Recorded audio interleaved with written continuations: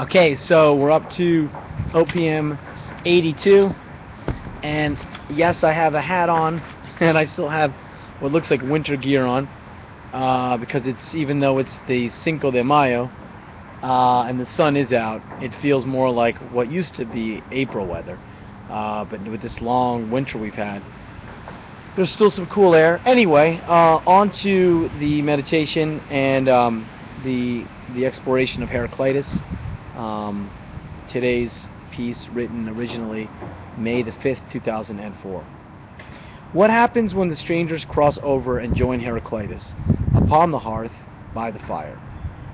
What is meant when we say the abode of learning is completed? How do we reconcile this with the movement of purposeful wandering?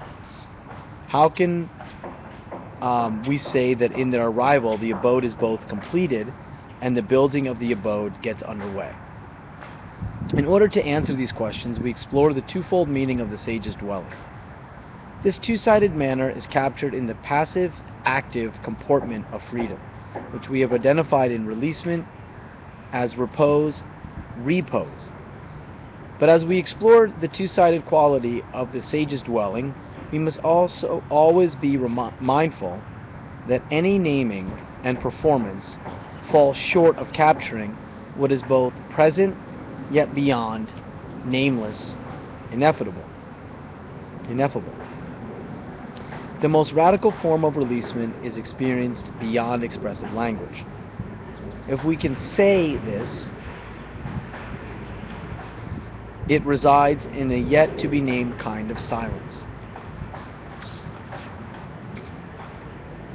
So we move forward recognizing this twofold aspect of the sage's dwelling, of learning, as expressing the twofold play of being's processual unfolding.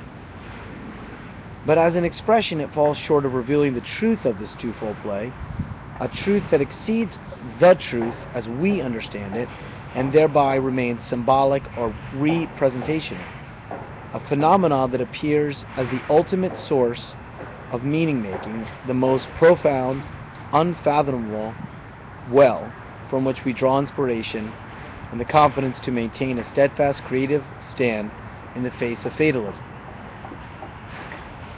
Heidegger hints at this more radical releasement that is always already not yet, and thereby an event that renders the possibility of our releasement into a community of learning. This more radical releasement, emerging as the not yet offered with being's ineffable appearance within the mysterious region of enchantment, quote, lies, if we may use the word lie, beyond the distinction between activity and passivity, unquote, from Heidegger. Thus, the two-sided manner of the sage's dwelling, unfolding within an abode that is both completed and under construction, is an expression, a sign, a pointing towards an other freedom to be offered in an ecstatic releasement to being.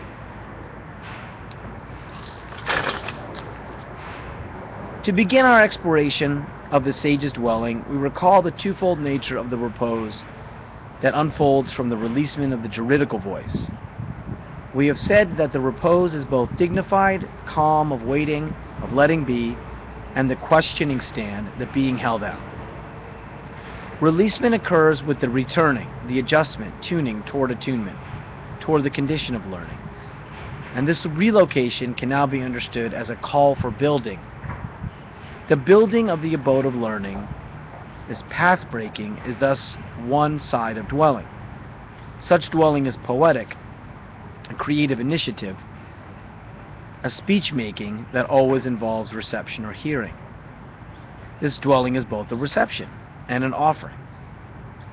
The two-sided quality of dwelling is rooted in the character of freedom as existent comportment. We have identified this existent comportment in the repose which is linked to being reposed. To be reposed is to be posed again, and this posing again constitutes the return to the roots, to the essence of the project of thinking together, of the conversation, the poetic dialogue.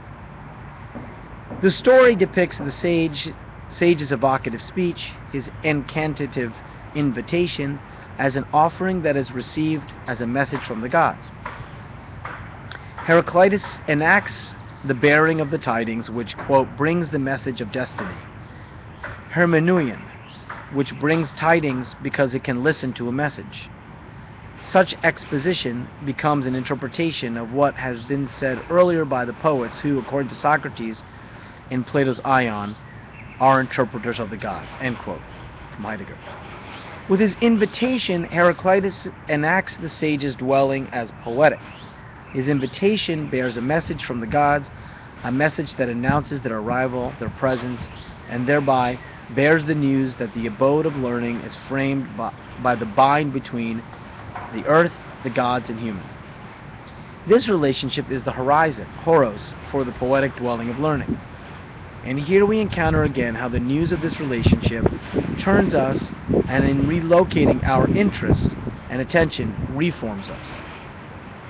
As we said above, the reception of evocative speech has the effect of reposing us or relocating us upon the ground of questioning where we take a questioning stand.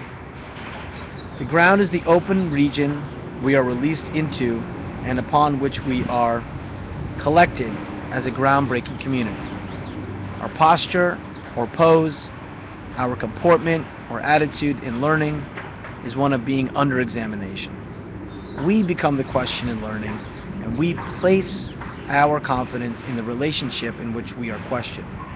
This entrustment is offered in the leap across the threshold, the crossing into the open region, but this offering is at the same time a reception of the releasing saying. The crossing is a leap made possible by a thrust, by a guiding. That's how it ends. So a couple things. This is more of that writing that I call compression. It's a lot of, and I remember doing this writing, and I remember that, it was, it's akin to doing exercises if you're practicing for an instrument or even working out in a gym, practicing with a team or something, where you repeat the same drills. So this writing has the feeling, and I remember doing it, it's very much like doing drills. And because I both practiced team sports as well as was a drummer, and at one point pretty committed to drumming and playing in bands, a lot of this writing was like practice. So, and it really wasn't clear to me what I was going to do with it. So just in terms of the writing and the form of it, it was very much a repetition of the same. And I'm listening to the birds singing here, and it's kind of interesting because the birds, they repeat the same songs over and over again. That's how we know who they are, by their call. There's not a lot of, as far as I can tell, a lot of variation. Or there are certainly songs that they sing over and over again that are their songs that identify them. So this kind of repetition that was happening while I was doing it was just part of the form of doing it, and because I didn't know where I was going with this. To have just published it, all of it, is an interesting question to take up. Why wouldn't you go back and sort of edit it out? Well, that's not being a learning then. That's not the account of the disclosure, of the phenomenological disclosure. So there's this strange repetition, although it's not strange, it's just kind of intriguing and interesting. And then the other thing I was going to say in the time that I have allotted to me, which is not only a couple seconds, is that there's this interesting mixing of metaphors where building is also movement, and it's a movement along a certain pathway, and so that the building is movement. But I'm going to leave it at that so I don't get timed out. This is from 10 years ago today, May the 5th,